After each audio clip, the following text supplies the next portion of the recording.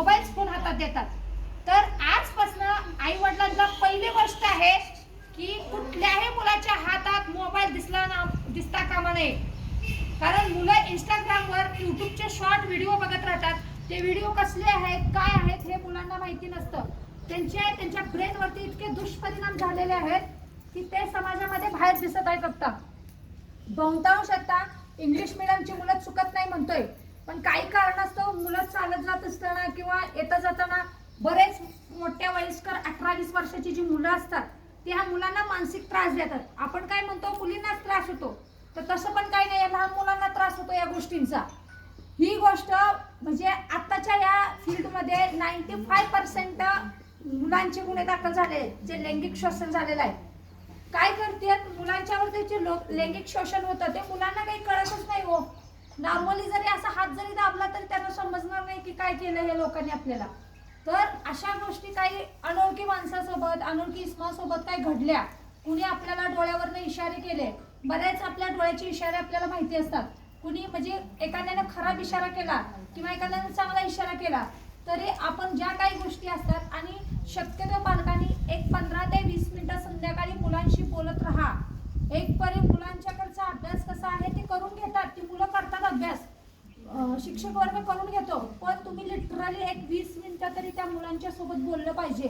त्यांचा चिडचिडपणा का होतो हो कोणी ओळखले का? कारण त्यांचं हे खाण्याचं पहिले पदार्थ बदलले.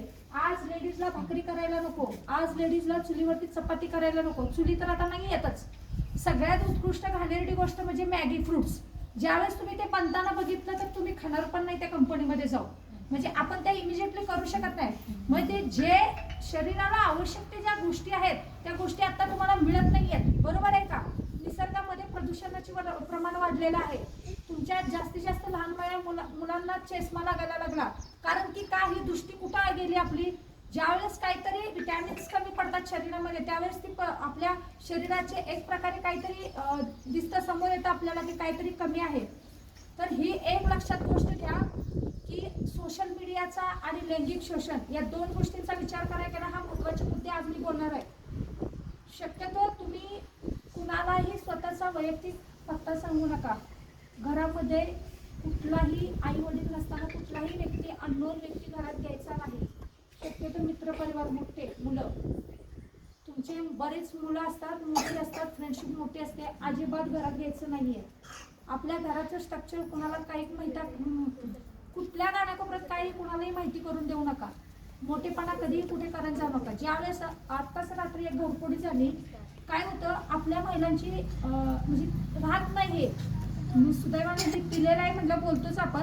मोठेपणा असतो दाखवायचा, पण त्याच रात्री काय घडतं हे माहीत नसतं. तुम्ही सामसूम झोपलेला असता, भले डिपार्टमेंटची गाडी येऊन गेली 1 वाजता 2 वाजता तरी तुम्हाला त्या गावातनं माहीत नसते. कारण बऱ्यापैकी आता साहेबांनी सूचना काढल्या की सायरन वाजवायचा नाही गाडीचा, फक्त लाईट असते वर आमच्या गाडीची. पण समोरनं सायरन जर वाजवला तर काहीतरी झालंय म्हणून अपरात्री कुणाचीही झोपमोड होऊ नये. माणसं थकलेली असते त्यामुळे आमची गाडीत सायरन नसतो वाजवलं जात. तुमच्या समोरनं गाडी जरी गेली तरी तुम्हाला कळत नाही, तुमचं लक्ष सुद्धा नसतं डिपार्टमेंटचे. मी कितीतरी गाडीचं उदाहरणं बघितलं की समोर गाडी आहे, माणूस स्टँड उभा राहिला, हॉर्न देतोय तरी तो त्याच्या ह्याच्यातच आहे, म्हणजे साईड द्यायला सुद्धा ते मानत नाहीये. म्हणजे एवढा तुमची मेंटॅलिटी डिस्टर्ब झाली आहे. ही कशामुळे झाली? त्यामुळे कारण भोवतालाचं वातावरण जे निसर्गामध्ये घडतंय, तर ह्या गोष्टी चुकीच्या ज्या घडतायत हे तुमचे थांबवायचे आहेत का वाढवायचे आहेत मला सांगा. ज्या गोष्टी चुकीच्या घडतायत त्या थांबवायचे का वाढवायचे? मग ऑफकोर्स तुम्ही आजपासून चॅलेंज मला द्यायचं की कुठल्याही बाहेरच्या व्यक्तीच्या हातात हात द्यायचा नाही.